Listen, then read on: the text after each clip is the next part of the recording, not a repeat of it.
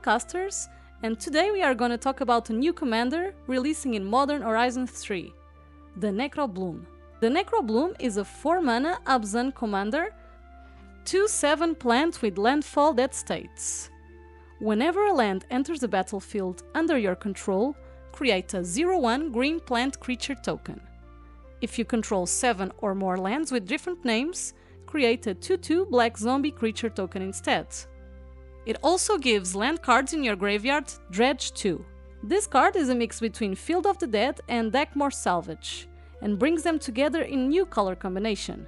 The objective of the deck is to grind out the game and abuse our lands to make sure we can win the game, as the lands and abilities that come with them can be a little bit hard to deal with for our opponents. Our commander's last ability also means that we can abuse our graveyard to do what we want to do.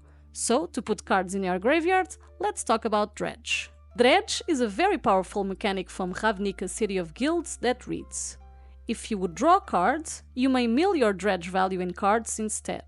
If you do, return this card from your graveyard to your hand.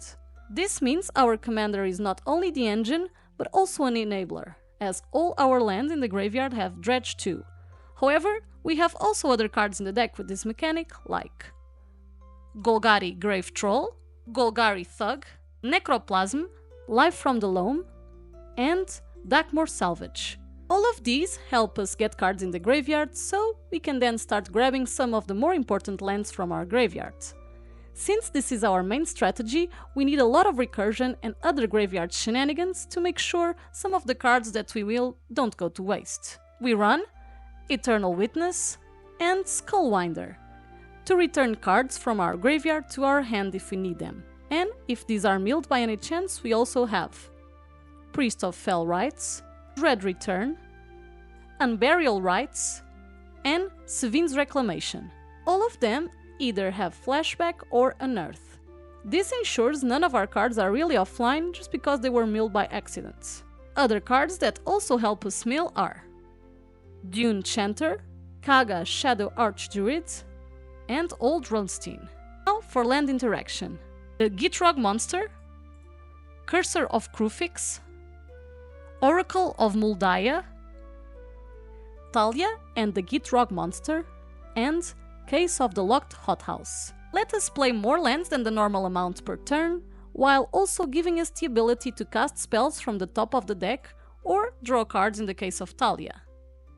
We then have cards with landfall like Avenger of Zendikar, Scoot Swarm, Lotus Cobra, Felidar Retreat, Retreat to Hagra, and Ancient Green Warden. Ancient Green Warden doesn't really have landfall, but helps the rest of these cards and our commander, while Retreat to Hagra and Avenger of Zendikar can serve as a way to finish the game. For cards that allow us to cast lands from our graveyard, we run Erinish Gloomstalker, Perennial Behemoth, Ramunap Excavator, Conduit of Worlds. All of these cards may be more important than you think, even though our commander also kinda allow us to get our lands back, as these will give us the opportunity to do some loops later on. We also have 5 cards that have a very powerful ability: Aftermath Analyst, World Shaper, Demanding of Dominaria, and Splendid Reclamation. These cards allow us to get all of our lands from our graveyard to the board all at once. That by itself can give us the game. And since we have the ability to do this, we have 2 cards that can make some opponents very mad in this case: Armageddon and Cataclysm. In this deck, land destruction is not just to slow down the game, it can actually make us win the game, if we have one or more on the cards we mentioned before, or if we cast Heroic Intervention before blowing up our lands. And speaking of blowing lands, we have Crop Rotation, Harrow, Roiling Regrowth, and Springbloom Druid. These cards give us incredible value, as the cost of sacrificing a land is not that relevant when our commander can return it to our hand. Planeswalkers, we run 3. Nissa of Shadowed Bows, Nissa, Voice of Zendikar, and Ram and Realmbreaker. Mill, tokens, recursion, all of them offer good value.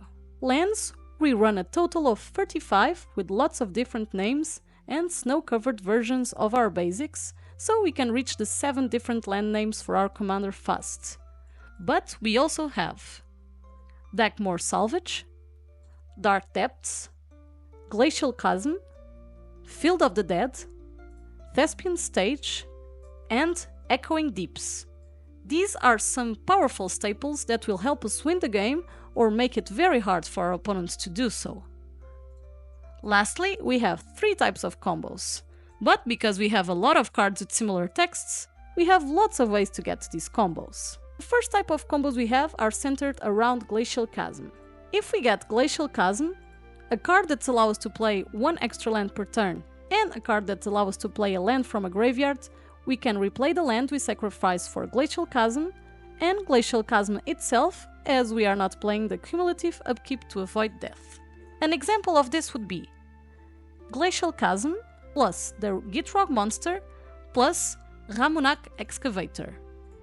But we can swap the Gitrog monster for Oracle of Muldaya, Talia and the Gitrog monster, or Case of the Locked Hothouse. And we can also swap Ramunap Excavator for Ancient Green Warden, Conduit of Worlds, to a total of 13 variations of this combo in our deck. The other type of combos we have are centered around Kodama of the East Tree. Kodama of the East Tree plus a bounce lands and any permanent that has a landfall of creating a creature token will also result in infinite tokens. As an example, we have Kodama of the East Tree plus Field of the Dead plus Golgari Rot Farm. But you can swap Golgari Rot Farm for Selesnya Sanctuary or Orzhov Basilica. You can also swap Field of the Dead for our commander the Necrobloom, Emiria Angel, Scud Swarm, Felidar Retreat, or even Retreat to Hagra to drain our opponents to death. So, with Kodama, we have a total of 15 combos possible. We also have a more junk interaction with Perilous Forays and Lotus Cobra. With any landfall token creators, and as long as we have basics, we can put all of the basics on the board by sacking the tokens created by paying 1 generated by Lotus Cobra. As an example of this, we have Scud Swarm plus Perilous Forays plus Lotus Cobra. You can swap Scud Swarm for our commander the Necrobloom, Emiria Angel, or Felidar Retreat, for an extra 4 non-infinite combo possibilities, as we don't have infinite basics in our deck. If you want to make the deck more powerful and are willing to spend the money, we suggest Azusa, Lost but Seeking will make the deck more consistent, as well as Crucible of Worlds, Exploration, and Dryad of the Elysian Grove. Also, fetch lands will help a bunch. Hope you enjoyed our deck list, and as always, if you want to take a look at the full deck list, we will leave it on the description below. We want to hear your opinion and what cards would you add to the deck.